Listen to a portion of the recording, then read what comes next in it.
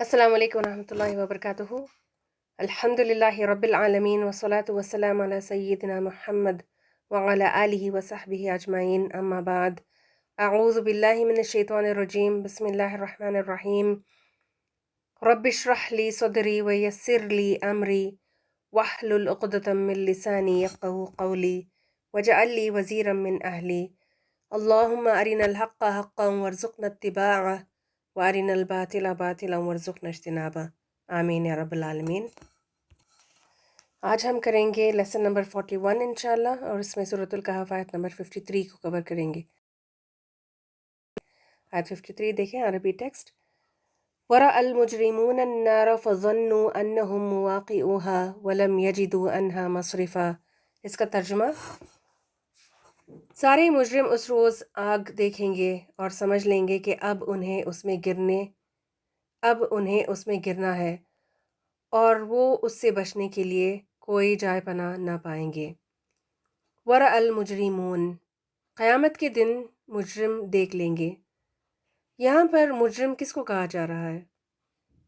जिन्होंने अल्लाह की नज़र में जुर्म किया, अल्लाह के वजूद को पीछे करके हक़ीर चीज़ों को सहारा बनाने वाले, अल्लाह के हम पल्ला समझने वाले, शैतान के ज़ेर असर गुनाह और शिर्क और हराम में पड़ने वाले, अल्लाह की हुदूद को तोड़ने वाले, ये सब अल्लाह के यहाँ मुजरिम होंगे। ये अल्लाह के हुक्मों को ठुकराने वाले लोग थे। वरअल मुजरिमून, मुजरिम उस रोज़ देखेंगे। क्या देखेंगे? अन्नार, आग को। ये कौन सी आग होगी? ये जहन्नम की आग है, जो दुनिया की आग से 70 गुना ज़्यादा तेज़ होगी। वो इतनी बड़ी आग होगी जिससे 70,000 जंजीरों से जकड़ कर लाया जाएगा हशर के मैदान में। और कौन कौन लाएंगे उसको? जहन्नम की हर जंजीर को 70,000 फरिश्ते खींच कर ला रहे होंगे। उस आग को देखेंगे। फिर क्या होगा? फ़ज़न्नु अन्नहुम, तो वो समझ लेंगे, जान जाएंगे। ज़न जब अकेला लफ्ज़ आए तो गुमान का माना देता है, लेकिन जब ज़न्ना के बाद अन हो, जैसे यहाँ पर ज़न्नु अन्नहुम, अन है तो यकीन का माना देता है।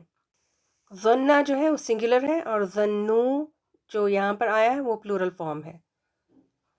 तो उन सब को यानी मुजरिमों को यकीन आ जाएगा। किस चीज़ का? ज़न्नु अन्नहुम मुवाक़िऊहा, कि वो उसमें गिरने वाले हैं। उनको अपने गुनाहों की लज्जत अब आग की शक्ल में नज़र आएगी कि उसी के नतीजे में ये जहन्नम हमारे ही लिए भड़काई गई है। अब हम लाज़िमन इसमें गिरने वाले हैं। हमें कोई रोकने वाला नहीं, कोई रोक नहीं सकता, टाल नहीं सकता, इससे कोई बचाने वाला भी कोई नहीं। सूरह सजदा आयत नंबर 12 में मज़ीद इसकी तफसील मिलती है। और आयत कौन सी है? आयत नंबर 12 है। वलौ तरा इज़िल मुजरिमून नाकिसू रुऊसिहिम इंद रब्बिहिम रब्बना अबसरना व समिअना फरजिअना नअमल सालिहन इन्ना मूक़िनून। फरमाया, काश तुम देखो वो वक्त जब ये मुजरिम सर झुकाए अपने रब के हुजूर खड़े होंगे। उस वक्त ये कह रहे होंगे, ऐ हमारे रब, हमने खूब देख लिया और सुन लिया, अब हमें वापस भेज दे ताकि हम नेक अमल करें। हमें अब यकीन आ गया। इन्ना मूक़िनून, अब आया यकीन, अब कोई शक नहीं। जहन्नम के शोलों को देखकर यकीन आ जाएगा कि अब उनकी पकड़ होनी है, अब आई उनकी शामत। जहन्नम भी ना अपने शिकार को खूब पहचान लेगी, उनके आमाल को पहचानती है जन्नत, उसी को अपने लपेट में ले लेगी उस दिन जिसने दुनिया में अल्लाह के हुक्मों से पीठ फेरा था, शिर्क, गुनाह, नाफरमानी और हराम में अपनी ज़िंदगी बसर किए होंगे। सारी मुसीबत और मुश्किल की जड़ पता है क्या है? कि हमें यकीन ही कोई नहीं, सीरियस ही नहीं हो रहे जन्नत जहन्नम के बारे में। जिसको यकीन हो आखिरत पर, क़ब्र के अज़ाब पर या बरज़खी ज़िंदगी पर, हिसाब किताब और मैदान हशर पर, तो उसकी ज़िंदगी हराम चीज़ से खाली होगी। उसको कुरान से, अल्लाह और رسول صلی اللہ علیہ وسلم سے محبت ہوگی اور اللہ کو خوش کرنے کے لیے، راضی کرنے کے لیے کوشش، محنت اور پرہیزگاری سے زندگی اس کی ضرور گزرے گی۔ آگے فرمایا وَلَمْ يَجِدُوا عَنْهَا مَصْرِفًا، اور وہ اس سے یعنی جہنم سے بچنے کے لیے کوئی جائے پناہ نہ پائیں گے۔ مصرفہ کہتے ہیں لوٹنے کی جگہ کو، پلٹنے کی، واپسی کی جگہ، واپس جانے کی جگہ کو۔ وہاں سے نکلنے کا، ایگزٹ کا کوئی راستہ نہیں پائیں گے، پھنس جائیں گے اس میں جا کر۔ آپ نے ایکسپیرینس کیا ہوگا کبھی، ٹریفک جام اگر ہو جائے تو کس طرح پھنس جاتے ہیں، نہ آگے بڑھ سکتے ہیں، نہ ریورس لے کر روٹ چینج کر سکتے ہیں اپنا، پلٹنے کی جگہ بھی نہیں ملتی، یا پھر اگر یو ٹرن لینے کے بجائے اگر آگے نکل جائیں، مس کر دیں یو ٹرن کو، تو پورا راستہ طے کر کے واپس جہاں پر ایگزٹ ملے وہاں سے واپس ہونا پڑتا ہے۔ لیکن اس صورت میں جو جہنم کے پاس پہنچ جائے تو اس کے لیے ایگزٹ کا، پلٹنے کا، یو ٹرن کرنے کی کوئی گنجائش باقی نہیں رہتی۔ مین بات اس پوری آیت میں یقین کی ہے۔ میں اور آپ ایک سوال پوچھیں خود سے، کیا مجھے جنت اور جہنم پر واقعی یقین ہے؟ اگر نہیں ہے یا کم ہے تو کیا کرنا چاہیے؟ کیسے بڑھائیں یقین کو؟ پڑھیں، جانیں، صحیح علم حاصل کریں، جھوٹی اور من گھڑت اور ضعیف روایات سے نہیں بلکہ صحیح احادیث اور قرآنک جو آیتیں ہیں اس سے۔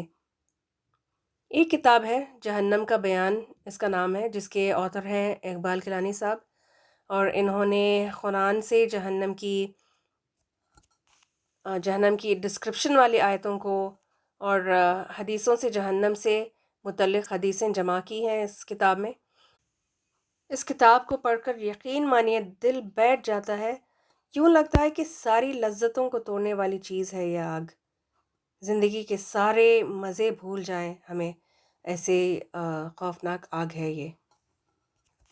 اس کتاب میں جہنم کا بیان جس کا نام ہے، اس میں کئی باب ہیں، چیپٹرز ہیں، ان میں سے کچھ میں مین ٹاپکس جو ہیں، مین ہیڈنگز صرف میں پڑھ کر سنا دیتی ہوں۔ آپ چاہیں تو اس کا PDF ہم شیئر کر دیں گے تاکہ آپ بھی اس کو پڑھ سکیں۔ ایک چیپٹر ہے اس میں جہنم کی وسعت، یعنی ایکسپانس یا ڈائمینشنز آف جہنم، یعنی جہنم میں گرنے والا پتھر 70 سال کے بعد جہنم کی تہہ تک پہنچتا ہے۔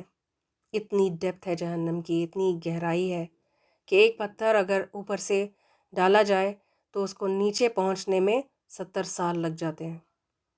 دنیا میں آپ ایک پتھر گرائیں کہیں سے، چاہے کتنا بھی اونچا وہ پہاڑ ہو، کچھ منٹوں کے اندر وہ پتھر نیچے چلا جائے گا، لیکن یہاں پر 70 سال کے بعد جہنم کی تہہ تک پہنچتا ہے۔ جہنم کو میدان حشر میں لانے کے لیے 4 ارب 90 کروڑ فرشتے مقرر ہوں گے، یعنی 70,000 زنجیریں جو ہوں گی جہنم کی، اور ہر زنجیر کو 70,000 فرشتے کھینچ کر لائیں گے حشر کے میدان میں۔ دوسرا باب ہے جہنم کے عذاب کی ہولناکی۔ کافروں کو دور سے آتے دیکھ کر جہنم غیظ و غضب سے ایسی آوازیں نکالے گی جس سے کافروں کے ہوش و حواس کھو دیں گے، بے حد گھبرا جائیں گے اور بے چین ہو جائیں گے۔ جب کافر جہنم میں ڈالے جائیں گے تو جہنم شدت انتقام سے اونچی اونچی خوفناک آوازیں نکالے گی۔ جہنم کافروں سے انتقام لینے کے لیے بے چین ہوگی۔ جہنم کی آگ بھڑکانے کے لیے اللہ تعالیٰ نے ایسے فرشتے مقرر کر رکھے ہیں جو نہایت تنقو، بے رحم اور سخت ہیں۔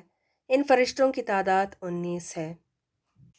جہنمیوں کی کھال جب جل جائے گی تو فوراً دوسری کھال پیدا کر دی جائے گی تاکہ عذاب کے تسلسل میں وقفہ نہ آئے، تاکہ عذاب کا وہ خوب مزہ چکھیں، بار بار، یعنی مسلسل عذاب ملتا رہے گا، کنٹینیوس۔ تسلسل کا مطلب کیا ہے؟ کنٹینیوس، کوئی بریک نہیں ہوگا، کوئی کمی بھی نہیں آئے گی اس کے عذاب میں۔ پھر آگے مسئلہ نمبر 31 ہے جہنم کے عذاب سے تنگ آ کر جہنمی موت مانگیں گے لیکن انہیں موت نہیں آئے گی۔ مسئلہ نمبر 32 جہنم کی آگ جیسے ہی دھیمی ہونے لگے گی فرشتے اسے فوراً بھڑکائیں گے۔ نمبر 33 ہے، جہنمیوں کے عذاب میں پل بھر کے لیے بھی کمی نہیں کی جائے گی، کم ہی نہیں ہوگی، نہ بریک ہوگا نہ کم کی جائے گی اس کی انٹینسٹی کو، ہیٹ کی انٹینسٹی کو۔ مسئلہ نمبر 36، ساری زندگی دنیا کی بڑی بڑی نعمتوں سے مستفید ہونے والا شخص جہنم کی ایک جھلک دیکھتے ہی دنیا کی ساری نعمتوں کو بھول جائے گا، اس کو یاد ہی نہیں رہنا کہ اس نے کتنے مزے کیے تھے دنیا میں۔ نیکسٹ ٹاپک ہے جہنم کی آگ کی شدت، اور مسئلہ نمبر 38 میں پڑھنے لگی ہوں۔ جہنم کی آگ کا پہلا شعلہ ہی کافر کے جسم کا سارا گوشت ہڈیوں سے الگ کر دے گا، صرف ایک شعلہ جہنم کی آگ کا۔ 39، جہنم کی آگ انسان کو نہ زندہ رہنے دے گی نہ مرنے دے گی، ثم لا يموت فیہا ولا یحیا۔ 43 ہے، میں نے اسکپ کیا ہے اس کو، تھوڑے مسئلوں کو۔ 43 والا مسئلہ ہم پڑھتے ہیں۔ نار جہنم اپنے اندر آنے والے ہر انسان کو چکنا چور کر دے گی۔ مسئلہ نمبر 47، اگر لوگ جہنم کی آگ دیکھ لیں تو ہنسنا چھوڑ دیں، بیویوں سے ملنے کی خواہش ترک کر دیں، یعنی چھوڑ دیں، شہر کی آرام دہ زندگی چھوڑ کر جنگلوں میں جا بسیں، اور ہر وقت آگ سے اللہ کی پناہ طلب کرتے رہیں۔ اس ساری ہیڈنگز کے تحت قرآنی آیتیں یا تو لکھی ہوئی ہیں یا پھر حدیثیں لکھی ہوئی ہیں، جس کو میں نے اسکپ کیا ہے۔ ویسے میرا دل بڑا کر رہا ہے کہ میں ساری باتیں جو ہے وہ پڑھ کے سنا دوں، پوری کتاب ہی، لیکن پھر یہی ہے کہ اس کے لیے الگ سیشن کرنا پڑے گا، اور میں آپ کو مزید مشکل میں نہیں ڈالنا چاہتی زیادہ ٹائم لے کر آپ کا، تو انشاءاللہ وہ PDF ہم بھیج دیں گے گروپ میں، تو اس کو آپ ضرور پڑھیں۔ اگلا ٹاپک ہے جہنم کا ہلکا ترین عذاب، سب سے زیادہ جو ہلکا عذاب ہوگا اس کے بارے میں ہے۔ مسئلہ نمبر ہے 53، جہنم کا سب سے ہلکا اور سب سے کم درجے کا عذاب یہ ہوگا کہ جہنمی کے پاؤں میں آگ کی جوتیاں پہنائی جائیں گی جس سے اس کا دماغ کھولنے لگے گا۔ مسئلہ نمبر 55 ہے جہنم کا عذاب، جہنم کے عذاب کی وجہ سے جہنمی اونچی اونچی خوفناک آوازیں نکالیں گی، اور ایسا شور و غل ہوگا کہ کانوں پڑی آواز سنائی نہیں دے گی، اتنا چیخیں گے چلائیں گے، استغفر اللہ۔ مسئلہ نمبر ہے 70 اگلا، جہنمی جہنم میں اس قدر آنسو بہائیں گے کہ ان میں کشتیاں چلائی جا سکے گی، اتنا زیادہ روئیں گے، اور اسی کے تحت ایک حدیث مل رہی ہے جس میں بتایا جا رہا ہے کہ وہ خون کے آنسو تک بھی روئیں گے۔ آج ہمارا رونا فائدہ دے گا، آج ہمارا ترسنا اور اللہ سے دعائیں مانگنا اور جہنم سے پناہ مانگنا، گناہوں کی بخشش مانگنا ہمارے لیے فائدہ دے گا، لیکن اس دن چاہے جتنا بھی رو لے جہنمی، ان کو کوئی فرق نہیں پڑنے والا۔ اگلا ٹاپک اہل جہنم کے کھانے اور پینے کے بارے میں ہے۔ مسئلہ نمبر ہے 71، جہنمیوں کو جہنم میں 4 قسم کے کھانے دیے جائیں گے۔ پہلا ہے زقوم، یعنی تہر، یعنی کانٹے دار بدبودار کڑوا کیکٹس کا پلانٹ ہوتا ہے نا، اس طرح کی کوئی چیز۔ پھر دوسرا ہے دوری، جو سورۃ الغاشیہ میں ہم پڑھتے ہیں، تو اس کا کیا مطلب ہوتا ہے دوری کا؟ کانٹے دار گھاس۔ پھر غسلین تیسرا ہے، اور غسلین کہتے ہیں زخموں کے دھون کی غلاظت کو۔ چوتھا ذا غصتن، حلق میں پھنس کر اترنے والا کھانا، یہ ہوگا جہنمیوں کا کھانا، اس طرح ہوگی مہمانی جہنمیوں کی۔ مسئلہ نمبر 76 ہے، جہنمیوں کا کھانا اس قدر زہریلا ہوگا کہ اگر اس کا ایک قطرہ دنیا میں گرا دیا جائے تو وہ ساری دنیا کے اسباب معیشت کو تباہ کر دے، یعنی پورے کھانے پینے کی چیزیں جو ہیں وہ خراب ہو جائیں گی، زہریلی ہو جائیں گی، کڑواہٹ ان میں آ جائے گی۔ اگلا ٹاپک ہے جہنمیوں کے مشروبات۔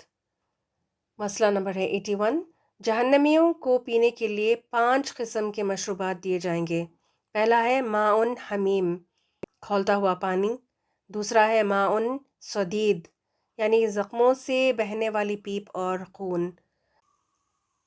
تیسرا مشروب ہے ماء کالمہل، تیل کی تلچھٹ جیسا کھولتا ہوا پانی۔ تو یہ ہم نے سورۃ الکہف کے پہلے گزری ہوئی آیت میں پڑھا تھا نا، تو یہ چیز ہے۔ پھر غساق ہے چوتھی چیز، سیاہ یعنی کالی زہریلا بدبودار مشروب ہوگا۔ اور پانچویں چیز طینۃ القبال، یعنی جہنمیوں کا پسینہ۔ کیسے لگ رہا ہے سن کے؟ کراہت نہیں ہو رہی؟ اللہ تعالی ہمیں محفوظ رکھے اتنی ایسی ہر خباثت سے اور جہنم کی آگ سے۔ مسئلہ نمبر 97 میں لکھا ہے کہ کافر اور مشرکوں کے سروں پر اس قدر گرم پانی انڈیلا جائے گا کہ ان کی کھال، چربی اور پیٹ کے اندر آنتیں، کلیجہ، دل، گردے سب کچھ جل جائے گا۔ سر کے اوپر سے کیوں ڈالا جائے گا پانی؟ ہدایت پانے کی ساری صلاحیتیں جو سر میں تھیں نا، دماغ، عقل، آنکھ، کان، زبان، یہ ساری نعمتیں تھیں جس کو استعمال کر کے ہدایت پانی تھی، ایسا نہ کرنے کا انجام وہ پائیں گے۔ مسئلہ 110 میں آ رہا ہے کہ جہنم میں لے جانے کے لیے مجرموں کی گردنوں میں بھاری طوق ڈالے جائیں گے۔ طوق کیا ہے؟ یعنی کالر جیسی چیز، اور ویسے لیڈیز بھی پہنتی ہیں نا طوق، نیکلس یا گلوبن جس کو کہتے ہیں، جو گلے کے بالکل پاس قریب لگا ہوا ہوتا ہے، تو اس طرح کے طوق وہ پہنائے جائیں گے۔ 111 جہنم میں لے جانے کے بعد مجرموں کو 70 ہاتھ لمبی زنجیر میں جکڑ دیا جائے گا۔ 112 بعض مجرموں کے پاؤں میں آگ کی بیڑیاں بھی پہنائی جائیں گی۔ تو یہ بالکل جو مجرم ہوتے ہیں نا یہاں پر جیلوں میں، اس طرح لے جایا جائے گا۔ اور ایک اور حدیث میں آتا ہے کہ وہ گھسیٹ کر لے کر جائیں گے ان کو، وہ جانا نہیں چاہیں گے لیکن فرشتے جو ہیں ان کو کھینچ کر لے جائیں گے۔ مسئلہ نمبر 115 بعض لوگوں کی گردنوں میں زہریلے سانپ طوق بنا کر ڈالے جائیں گے، اور یہ قرآن میں آتا ہے کہ جو زکوٰۃ نہیں ادا کرتے تھے نا، تو ان کے لیے یہ عذاب ہوگا جہنم میں، کہ وہ سانپ کی شکل میں ان کا مال آئے گا اور ان کے گردن میں لپٹا ہوا بیٹھ جائے گا۔ مسئلہ نمبر ہے 125 زمہریر کے بارے میں ہے۔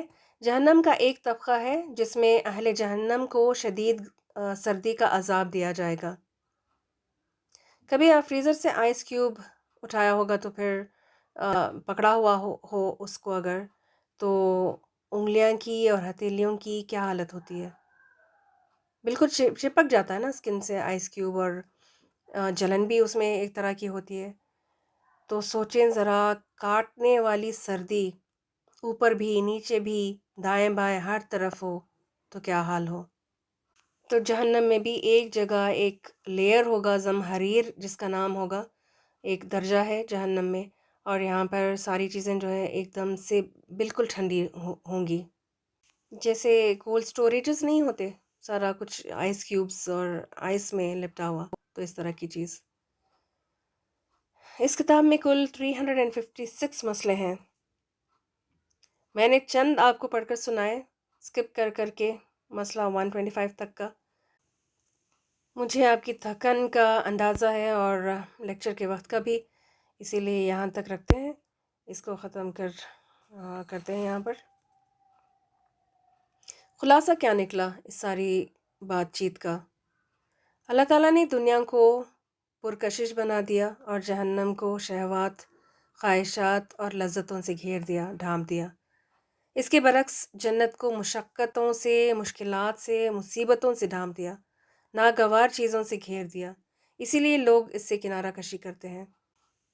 پہلے کے دور میں ابلیسیت کا صرف فتنہ تھا، شرک اور بدعتیں اور اکا دکا کوئی بدکاریاں کرنے والے، نمازیں نہ پڑھنے والے، شوقیلے، رنگین اور رنگینیاں بہت زیادہ تھیں، میوزک وغیرہ، اور صدقہ خیرات پہ اور زکوٰۃ کا زیادہ وہ پابندی سے نہیں کیا کرتے تھے، لیکن پھر بھی کچھ نہ کچھ ایمان اور ایمانداری شرم و حیا کا پاس رکھنے والے لوگ تھے، لیکن آج ہم اس دور سے گزر رہے ہیں جس میں دجالیت کا فتنہ، میٹیریلزم، بے حسی، بےہودگی کے فتنے سر پہ سوار ہو چکے ہیں۔ ایمان داو پہ لگ رہا ہے سب کا۔ ویسٹرن کلچر کے انفلوئنس میں بچے اپنے اسلامک آئیڈینٹی کو چھپانے پہ آ گئے، اس پر ہومو سیکشولیٹی کا فتنہ، LGBTQ کا فتنہ، اللہ کی تخلیق کو تبدیل کرنے کا فتنہ۔ اب تو ہر طرف طرح طرح کے فتنے ہیں۔ لوگ ایسے جی رہے ہیں جیسے جنت جہنم ایگزسٹ ہی نہیں کرتی، کھیل سمجھا ہوا ہے ان چیزوں کو، یا بہت دور کی بات، یا کوئی فیری ٹیل یا قصہ کہانی سمجھا ہوا ہے۔